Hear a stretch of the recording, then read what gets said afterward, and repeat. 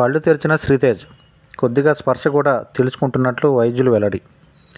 సంధ్య థియేటర్లో జరిగిన తొక్కిసలాటలో గాయపడి కిమ్స్ ఆసుపత్రిలో చికిత్స పొందుతున్న బాలుడు శ్రీతేజ్ ఆరోగ్య పరిస్థితి క్రమంగా మెరుగుపడుతుంది. ప్రమాదం జరిగినప్పటి నుంచి కోమాలో ఉన్న బాలుడిని వైద్యులు వెంటిలేటర్పై ఉంచి చికిత్స అందిస్తూ వచ్చారు.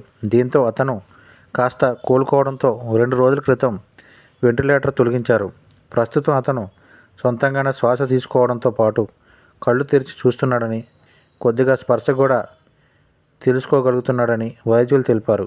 అయితే ఇంకా కుటుంబ సభ్యులను గుర్తించట్లేదని, మాటలకు ప్రతిస్పందించట్లేదని చెప్పారు. గత 3 రోజులుగా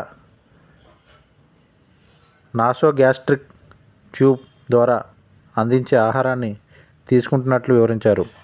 థియేటర్ లోపల ఏమి జరిగిందో తెలియదు భాస్కర్.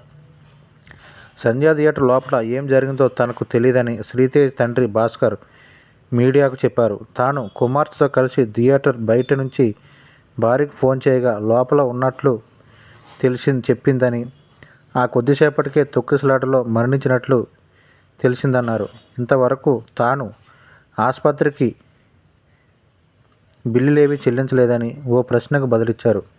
మైత్రి మూవీస్ 50 లక్షలు, సినిమాటోగ్రఫీ మంత్రి కోమటిరెడ్డి వెంకటరెడ్డి, ఆయనకు చెందిన కోమటిరెడ్డి ప్రతీక్ ఫౌండేషన్ ద్వారా 25 లక్షలు, హీరో అల్లు అర్జున్ నుంచి 10 లక్షలు తనకు అందాయన్నారు.